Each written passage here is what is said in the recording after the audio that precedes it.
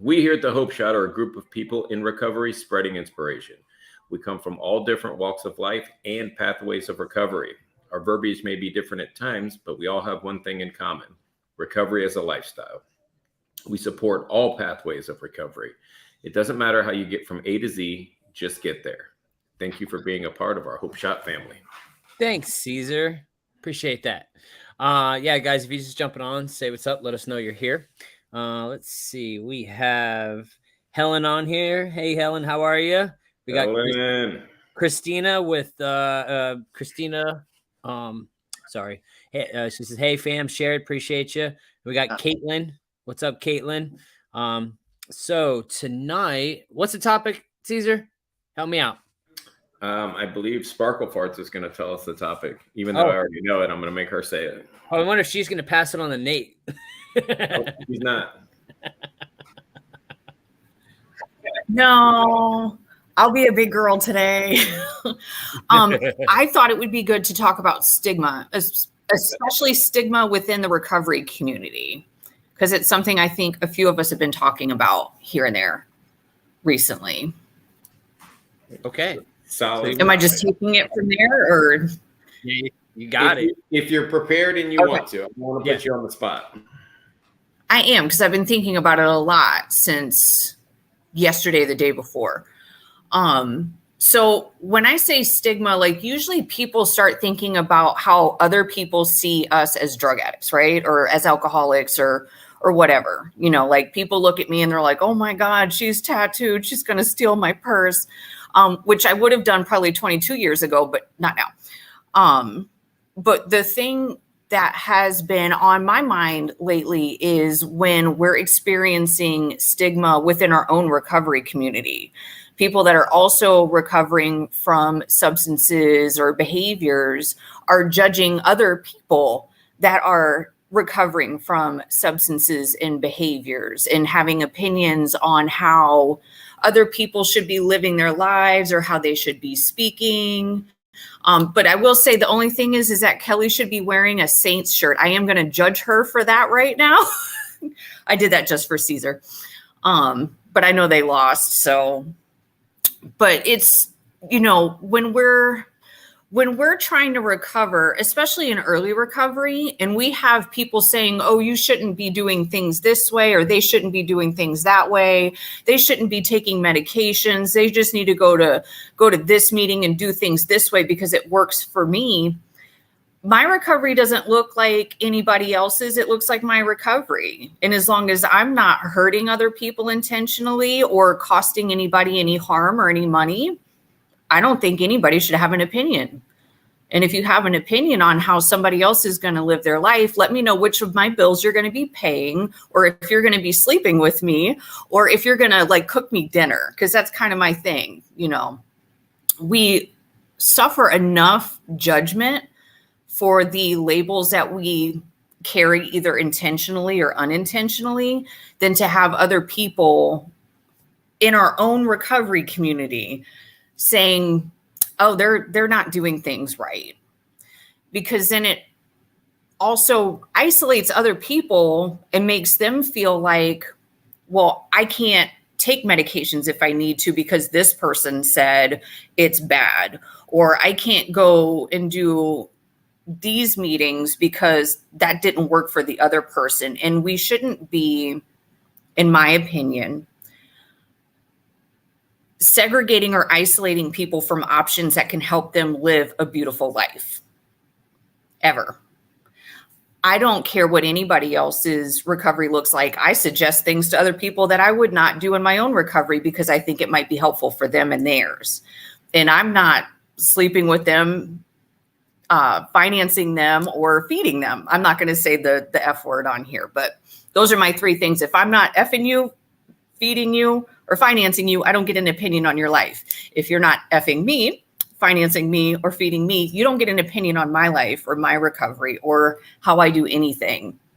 But the thing that I think upsets me more than anything is seeing people in early recovery get to where they're feeling like they can't do things a certain way, or they can't talk to certain people or listen to certain feedback because they're told by somebody else that that's not how things are done.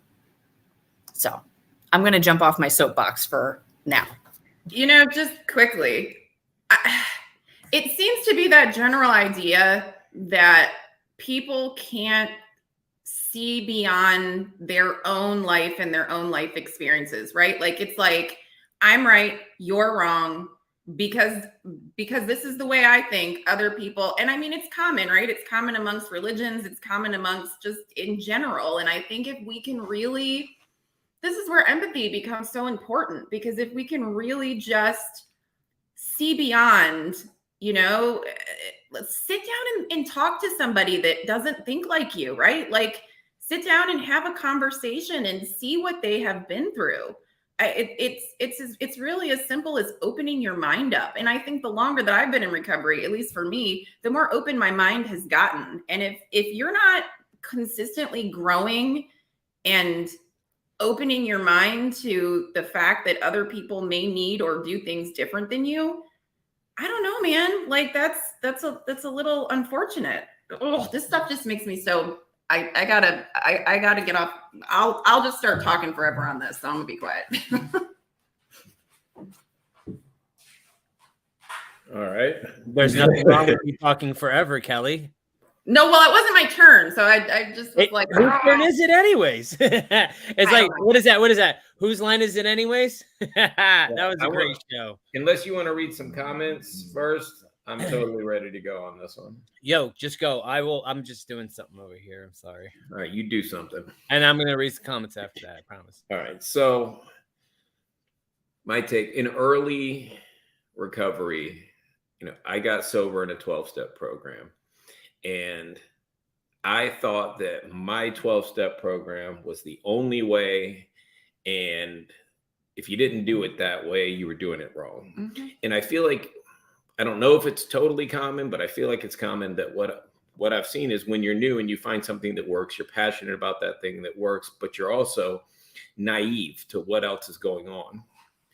So I grew out of the mindset that there's only one way. I did a recovery coach training that's based on multiple pathways, and it opened my eyes up.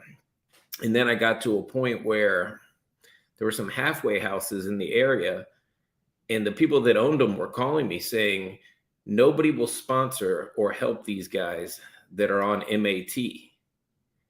And that's where I got ticked off, because I'm like, so they don't deserve a shot at this thing because their recovery looks different than my recovery.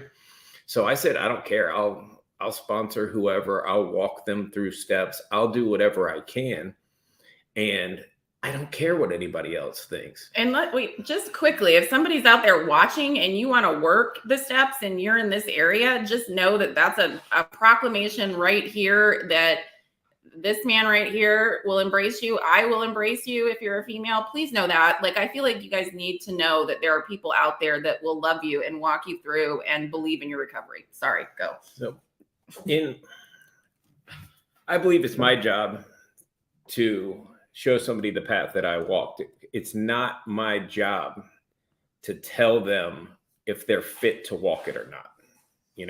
Who am I to judge somebody when I was the guy with a needle in my arm for 17 years, overdosing on a regular basis? Now I'm too good to help somebody? No, absolutely not. I don't work that way. And it kills me because the judgmental stigma of this is the way, and if you don't do it like this, I'm old school or I'm this. And, no, if you're bettering your life with what you're doing, if your daily situation is getting better through MAT, through harm reduction, through 12-step, through church alone, through whatever you're doing, you are in recovery because you're recovering. You're taking one step away from a hopeless situation every single day. And we support you. That is why it's in our clarity statement that we read every single episode, that we support all pathways of recovery. We don't claim to have a monopoly on how to recover. We're here to support anybody in any pathway. And Janelle put it really well. It's hard enough with all the outside stigma to even work up the courage to ask for help. And then when somebody asks for help, the very recovery community that's supposed to be supporting them are the ones that are judging them and pushing them out. Or tell them they're still using. We hear that all the time. They're not in Yeah. recovery. They're still You're using. not sober because you're on MAT. You're not in recovery because you're not working the program that I'm working. And we've fought hard against stigma, but we haven't fought this battle yet. And now that's something that we're speaking up loud about, because if somebody's getting shoved out the door of a local meeting because they don't meet the criteria of some guy's opinion, those are lives that are getting shoved outside the door. And I remember early on, people that would make a mistake, they were in a halfway house and they were in a meeting and they blurted out the thing from the other meeting that they go to just because they're confused, and somebody berating them. Yeah. And this guy in the clubhouse goes, I just can't stand it. I can't stand it. You can't help a junkie. And I said, okay, do me a favor. Any junkie that you come across, please send them my way so I can help them. We don't need you to help us. And I was like, did you know that that's my background? I come to this fellowship, but that's my background. I'm one of those junkies, and I've found recovery, and I help anybody that I can. And this guy ended up apologizing to me. It took about a week for him to wrap his head around what he was doing, but shoving newcomers out the door to go die because it doesn't fit your mold of what recovery looks like is freaking unacceptable in 2022. In 2022, there's almost nobody that doesn't have all of the BS, the trauma, the drugs, the alcohol, the codependency, everything. It's a big ball of everything, mental health issues. So why are we working in silos and throwing rocks at each other when we could all be together and helping each other and making recovery that much more accessible? So it fires me up if you can't tell. And beyond that, we fought so hard on the other end of stigma to be treated like we don't have a moral feeling and be treated like we have a disease, right? And not a moral feeling. Any other disease, you're going to go and typically be put on some sort of medication. Not always, but you take medication for other diseases, diabetes, whatever, why, like on that, I don't know, for the MAT thing, if we can really wrap our head around that this is a disease, why can't we wrap our head around the fact that some people have to take medication? Yeah, that's the other thing I was going to say. Exactly. I'm going to read some of these comments before it gets out. After a while, the comments go.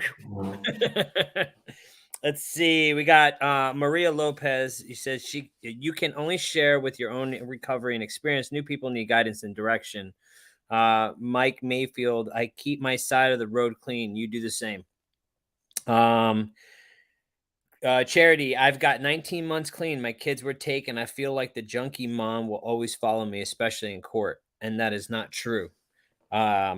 Because you got 19 months clean. So that is that's something I like. I'm telling you, man, like I carried that identity for so long as well. Like even if it was a decade ago and somebody brought it back up, but you got to know who you are in this recovery journey.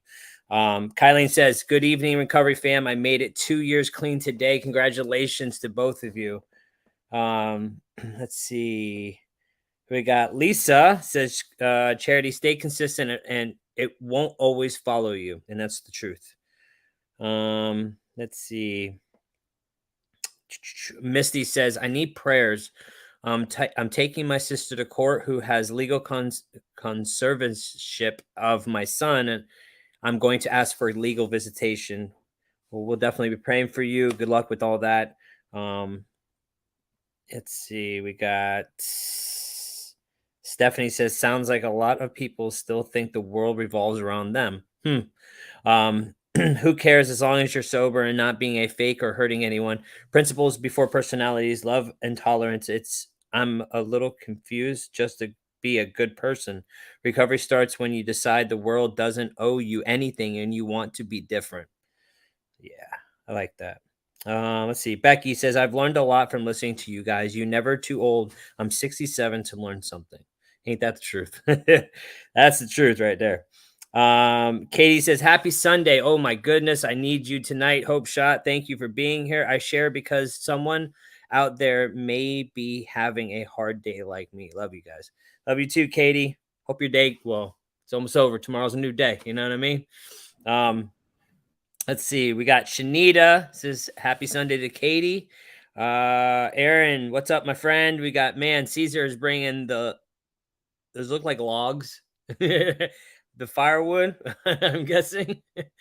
I can't tell y'all what it means to have the kind of support and passion that this group brings daily. Well, man, thank you for being here. Thank you for listening to us every Sunday or Wednesday. I don't know if you come on Wednesdays too. I think you come on Wednesdays sometimes. Kylene says, MAT saved my life. I will forever be an advocate for MAT recovery because it is recovery too. Brittany, same thing. MAT strong. Dina, when I got sober in AA, it couldn't mention drugs or curse. I felt more comfortable in AA. Let's see. I'm just catching up. Hello from Minnesota from Jess. Agree with you. All Hope Shot. Thanks for all you guys do. And I seen another one that I wanted to read, and I totally lost it. I don't know where it went, but it went somewhere. It was from Nicole, and she says, "Have I told you guys that I love y'all for showing up every week?" That's what she said. I can't find it because it's gone. There it goes. You know, it goes so fast. But Nate, what you got on this, man? What you got on this subject? So. And wait, what do we first? We're doing? You want to tell them the topic if anybody is just jumping on? Janelle, you want to tell the topic? Stigma in the recovery community. Perfect. Or stigma in general, even, but particularly in the recovery community itself. Okay, that was easy. I probably should have, No, that's okay. And my computer is being silly today. Thanks, Janelle. Okay, so I guess I'll just speak on my personal experience with this topic. I remember, so I come into this recovery deal completely like shattered, broken, vulnerable, definitely naive, like Caesar mentioned, and just carrying like a albatross on my neck, all this shame and regret and these labels that, I've been not only attached to myself, but have been, kind of appointed to me throughout my 2+ decades of decadence, right? So it's only natural, that whatever arena saves my life, I'm going to be a little bit biased to that at first, right? Because, my 12-step fellowship completely altered the course of my existence. It gave me an opportunity to live again, to rebuild my life, right? So in that rebirth, thankfully, with good sponsorship and with a constant connection to my source and who I believe in, and being surrounded by the right people, I've been afforded this space, right, to evolve and grow, not only as a human being, but as an adult, like, as a friend, as a family member. And for me, I have seen people shy away from recovery because some of the more pragmatic and kind of old school approach or beliefs that are kind of, typical in a lot of fellowships that I've had experience with, right? And I don't really want to speak on, what other people do or what other people say. I can just speak for myself. So thank God that I've had the ability and the opportunity to continue to seek, because there's some literature that says be quick to see where religious people are right. Okay. So the way I take that is that I need to look elsewhere other than what has saved me in order to continue to be saved. Right. I have to find other ways to access this power that has ultimately changed my life and continues to change it. Right. So, just for example, right in front of me on my desk, I have a book by Emmett Fox, who is a Christian guy who, it's this meditation book, and he gives stuff out of the Bible. I'm not a Christian. You know what I mean? I don't go to church. I don't read the Bible, but this book right here is profound to me. It has the most poignant and brilliant takes on simple everyday matters. And then underneath that, I have refuge recovery, which is, a style of getting sober through Buddhism. And then further down the desk there, I have a couple bowls full of crystals. And then underneath the crystals in a little box, I have tarot cards. I have shamanic oracle cards. You know what I mean? Like, so I don't really subscribe to what other people say or do. And I know for what works for me is that I have to continue seeking not only a further understanding of the fellowship that got me sober and how to practice that merely for the sake of sharing it with another, taking them through the steps. I am here to share that experience with somebody.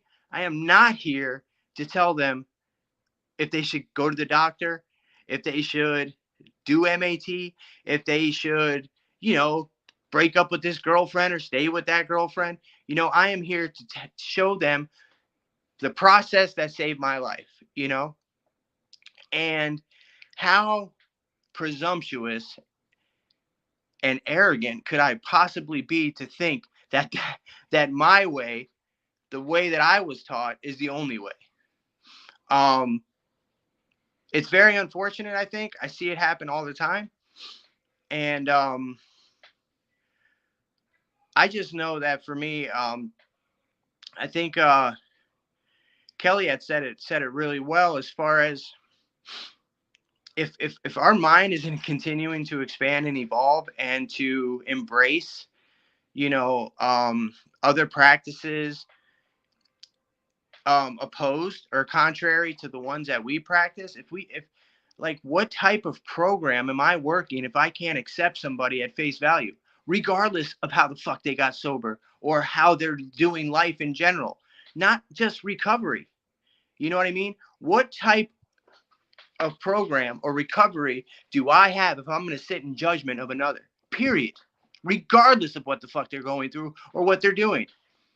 How dare I? You know what I mean? That means if I'm in that space, there is work to be done on my end. You know what I mean? Because for me, the connection I have with my source doesn't allow me space to be judgmental, period. Especially to somebody that was just as sick as I was a few years ago trying to get well. However you have to do that, I support, because guess what? I remember what it was like to feel so pathetic and so desperate that you just wanted anything to change that, and I was willing to do whatever it took. Who knows? I went one way and it saved my life, but I don't know, man. I just know for me personally that if I'm ever in a position where I'm looking outside of myself and placing judgment, then I have some serious work to do, and not only in my personal life, but also definitely I need to check my recovery and see what I'm doing. Because I mean, for me, and the relationship I have with my higher power, I just don't have room for that type of negativity in my life, man. I just don't. I don't have room to sit here and speak of politics and who the president is and why this president is wrong or that is. I don't have room to sit and be racist or think about, you know, other cultures, or if you are gay, or if you know, identify as this or that. I don't have space in my being today to sit in judgment of any of those things. Why? Because I constantly am looking and seeking to become closer to this source that completely transformed my life. And that in that relationship, I'm afforded a couple freedoms. And one of those freedoms is the ability to choose who I surround myself with, right? Another one of those freedoms is the ability and the capability of sharing my own personal experiences that I've had with my recovery process with another, in hopes that they can find their own path. You know, maybe they'll take some of what I give them, maybe not, but I am offering space for them to grow, you know. And finally, like and then the ultimate freedom is the freedom not to give a fuck about what other people say about me today. You know, people, I know who I am. I know what I do on a daily basis. I show up not only in my own life, but in others constantly. My whole purpose of life is, how can I be of maximum service to others? You know, you might not see me at a lot of meetings, but I'm busy behind closed doors. I promise you, always looking how to help another and trying to improve on that. And so, yeah, I don't really care too much what other people say. I mean, I won't say that you know, that I don't get maybe a little annoyed or, you know, bothered briefly. But again, what type of recovery do I have if I let that piss me off too much? You know what I mean? Because I know who I am today. There's nothing external outside of me that can change that. Words, actions, presidents, COVID, I don't care, you're gay or not gay.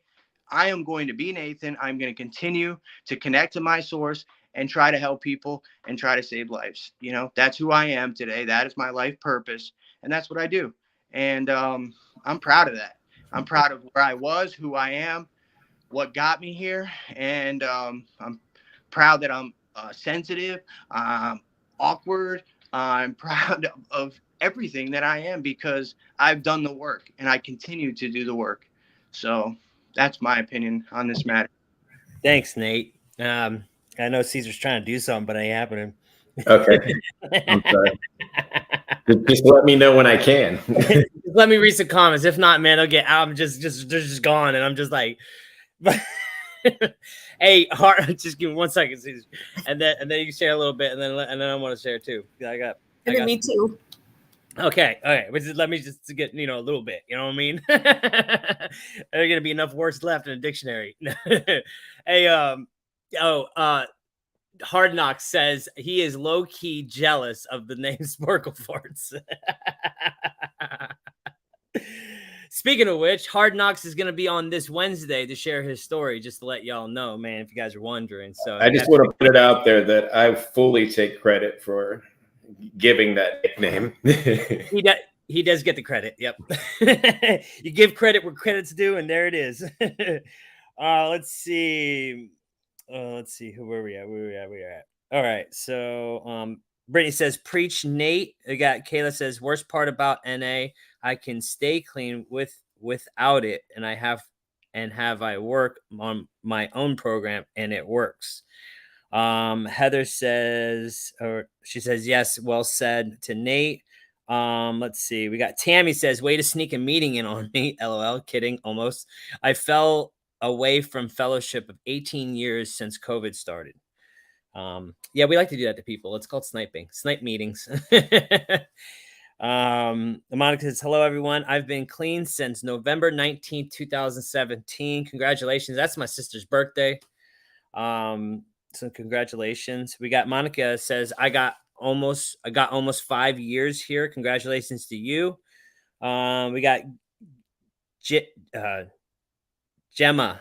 Is that? I hope that's how you say it. Gemma here. It's great to be here. May go on replay a bit later, though. It's 1:27 here in England. Well, thank you for jumping on. Thank you for the stars.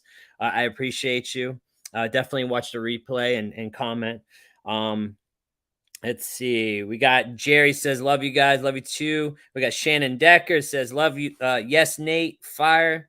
Melissa Welch, she just posted that she has, oh God, I don't remember, 1,300 and some odd days today. Congratulations to you, Melissa. She says, I agree with you totally, Nate. I don't have space nor time to place judgment on anyone. I'm too busy focusing on my life, my recovery, my personal struggles. Regardless of my struggles, I am still truly blessed today. Let's see. Brittany says, it's people like you, Nate, that make this journey worth it. Nate, I will have to say that you have a way with words, bro. Like, you like finesse me with your words sometimes. And I'm like, damn, dude, he just say that? Because, like, I can't do that, dude. Like, words are not my thing. And Tiffany, and I tell it all the time, words are not my thing. Like, I stumble on words sometimes, but you have a way with words, man. You have a way with words, bro. I have to give it to you. That's all. Hey, also, can I just give a shout out to Melissa Welch? We've experienced a lot of stuff in the past, me, her, and Mike, who's her husband, and it's great to see her on here. And congratulations, Melissa. I love you guys. Please reach out to me anytime. I'd like to reconnect. And yeah, I just wanted to say that. Cool. And chill with the compliments, man. You know, I'm awkward, dude. I know, but I like it like that, you know? Missy Thang, good to see you on here. She says, amen, Nate. Thanks for the reminder about not only showing up for me, but showing up for the other and helping them grow. Amazing share. Thank you. Lisa says, y'all make me want to move to Florida. Well, get your ass down here. Everybody else is. Yeah, even Melissa says, I've known Nate for more than 20 years, and I am proud of you. Let's see. So proud of you. That's what she said. Sorry. She screwed up on the first one and then put it again. So there's that. Krista says, Nate speaks and I listen. Love the way you speak the truth. And then Melissa says, we love you too, Nate. Jess says, Justin, I too can tell Nate is a very intelligent guy too. Yes, he is. So go ahead, Caesar. Take it away. So for those who don't know me, never seen me, never met me in real life, I'll put this out there. I've been sober going on 9 years. In a 12-step fellowship is where I found my recovery. I have a sponsor and I sponsor other people. Saying all that, Nate mentioned that, I'm like, Nate, I don't give a shit what you say about me. I don't care at all what anybody says about me. What I do care about is people screwing up a chance for somebody else's recovery. I care deeply about that. And all of these fellowships, all of the religions, all of everything is based on spiritual principles, some type of principles that are guiding principles. And almost every single one of them has open-mindedness as one of the principles. And how open-minded are you being? If your way is the only way, that's pretty much the definition of being closed-minded. Isn't it the HOW, the how to all of it? Honesty, open-mindedness, and willingness. And if I'm honest with myself, I'm not being very open-minded if I'm shutting down every other pathway to recovery except my own. So if I could be, I'm going to use all your stuff. If I could just be willing to listen to somebody else, be a little bit open-minded to what they're doing, maybe I could learn something instead of being a closed-minded person and shutting down every other pathway but my own. Nate does have a way with words. Nate has a way of spinning things to where he only shares about himself. But I am on a path where I talk to people every single day about recovery, and I hear the struggles. I have counselors that call me and say, "Hey, can you do something, for this guy because he's getting shunned out of this place or that place, and he's going to go back out because he doesn't have anywhere to go that he feels accepted." If I had had that experience, I probably wouldn't be sitting here on this podcast right now. And I've said that a few times, that if I had walked into a place in the first experience that I had when I willingly asked for help for the first time, and I was told that I was doing it wrong, shut up and sit down and be quiet, or get out of here, that's not how we do it, I'd have got resentful and told everybody to F off, and I'd ruin my life for the rest of my life. So I try to lead with some kindness. I try to listen and learn from anybody that I can. There's good examples and bad examples, and I learn from both of them.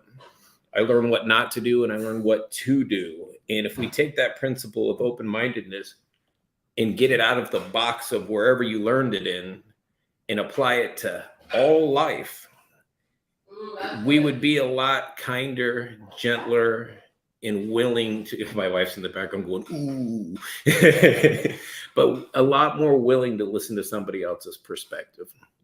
Now, again, I don't give a crap what somebody says about me, but if you badmouth my friends, I'm not all right with that. And if you're hurting somebody else's shot at recovery, I'm not all right with that. I don't care what your recovery looks like. What I care is that you're bettering your life, that the people around you are getting to feel the benefits of the chaos that you're moving away from. And no matter how that looks, when you decide you're in recovery because you're bettering your life, that's it. Don't let anybody tell you you're not in recovery.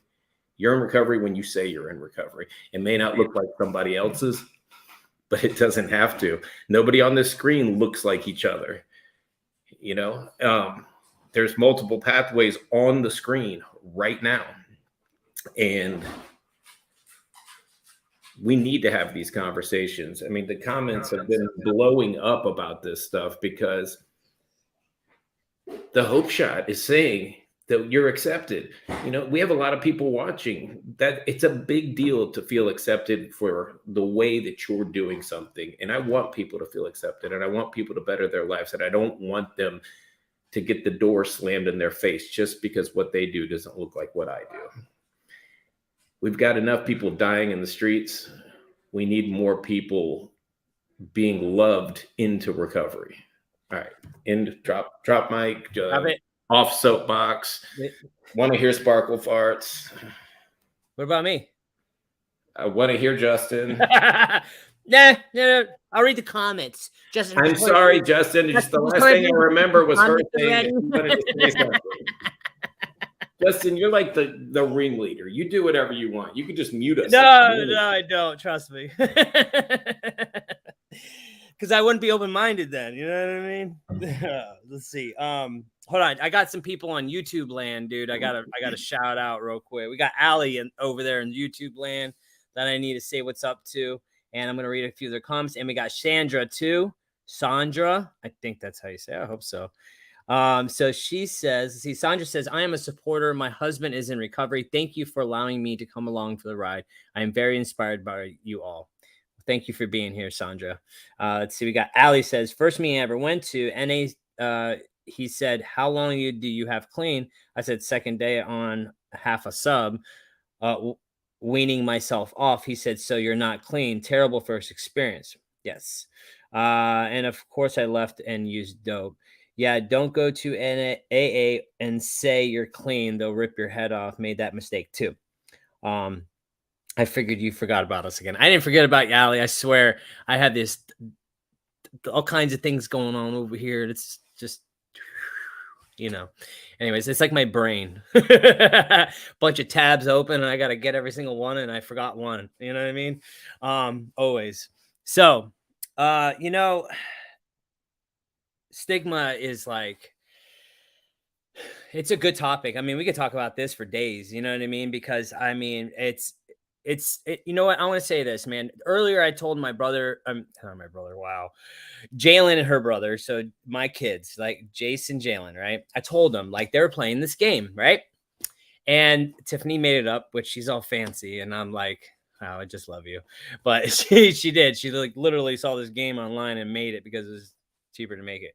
Anyways, she saves me money too. So, but she made this game and they were playing it. Well, she took the cards and she wrote on marker like 7 times 8. It's a mathematical game for school, right? And you flip the card over. Well, you could kind of see it, a faint of it on the backside, right? So Jace sees that and he's like, he knew the answer before it was flipped over, right? Jalen's like, you're cheating. They both storm off the room. They're crying, blah, blah, blah, and because they don't want to play no more. Anyways, and I bring him in there. And this is something I have to remind myself too, right? And I was like, it's better to understand than to be understood, right? And I told this to them. And I'm like, because like her perspective and your perspective are 2 different things. She thinks you cheat, but he saw something else. And that's how he got to this freaking path right here. So you guys just need to like understand each other and see what you're seeing, because like what Tiffany sees is not what I see. My experiences in life, my experiences have shaped me to the person I am today. That's the only thing I know. I don't know what Tiffany's path was before even we met, right? Or what she sees, because what she finds beauty in, I don't. What she finds joy in, I don't either. So that's why we're 2 different people coming in the same realm, trying to get the same thing in life, and that's happiness. So who am I to sit here and tell you, you know, that you are not robbing, you're not stealing, you're not letting down your kids, your mom, your dad, you're living life, you're not ODing, you're responsible. Who the F am I to tell you you're not doing recovery? Because last time I checked, you're in recovery. Everybody that's living a self-directed life that's trying to reach their full potential is in recovery. And that's just the definition by Samsha. And that's why I go by that, because I absolutely love it. Because, man, like I'm in the 12-step fellowship. Do I agree with everything? No, I don't agree with everything. Do I believe in that program? Yes, because it saved my life, right? But same thing that saved mine might kill you, and the same thing that saved you might kill me, and that's just how it goes. And one thing that I try to practice, and I suck at it, you know, is judgment, man. I've been judged, and I hate it. I hate being judged. I hate people using my mugshot as a freaking, this is who he is, and like using that stigma to keep you like held down, man, to keep you put in the gutter still. And that's wrong, man, because no matter what, man, I got caught. Cool, right? There's people that haven't got caught and they've done the same bullshit. You know what I mean? And you're a shitty person today still. I'm not. So there's the difference, right? So, but who am I to judge other people that are trying, you know, to be better people every single day, man? And this topic right here is something, man, like I really enjoy. I do. And I'm glad it's brought up. You know, sometimes I think we talk about it too much, but it's never too much, because this is the whole thing with the Hope Shot. This is the whole thing. This is why we go live every week, because we want to break it down. We want people to feel like they're a part of something. We want people to be involved. That's why we say that clarity statement every single episode, because we want you to know, no matter how you get from this point to this point, you're welcome, you know? And, you know, it's just trying to be better people every day, and we should support each other no matter what, and no matter what it looks like, because you know what? This world could use more of it. So that's all I got. So anywho, I know, Janelle, let me read a couple more comments and then you can drop it like it's hot. Okay.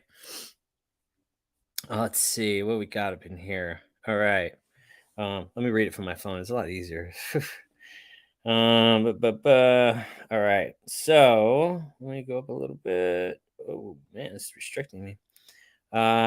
Monique, yes, anyone can attend. Okay, she said, well, Briety is great too. It's Native American recovery. That's awesome, man. I'd love to know what kind of different recovery there is as well. If you guys have If you guys are in different recovery than like, 12 step or anything like that, man, drop it. The MATs, all that, drop what you're in. Let us know how many different sectors there are in this live, man. I love that. Let's see where we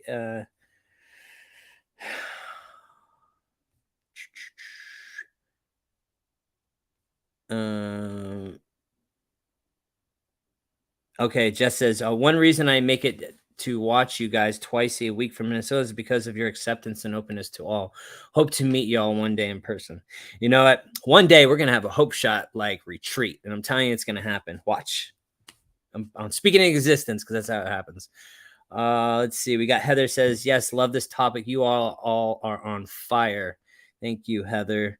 Let's see. We got Gabrielle says, I got to better myself before I can better for my kids, grandson, and that's what I'm going to do. So I don't care about what people say because I'm not doing it for them. I'm doing it for me and my kids and my grandson. That's what's up right there.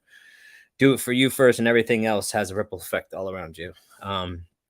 Brittany says, people do change. Heather, acceptance is the key to all my problems today.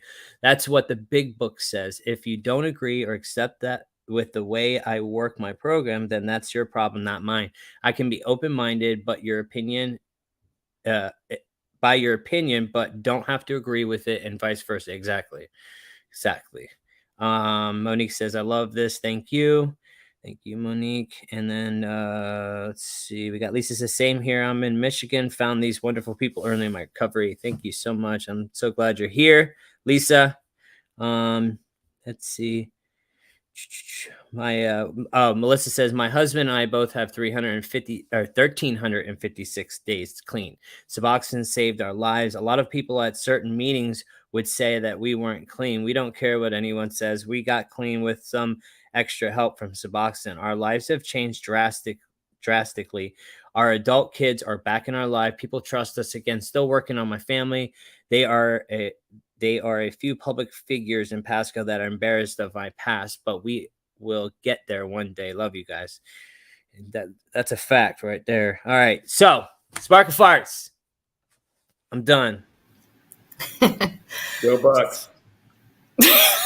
Oh, that hurt my heart.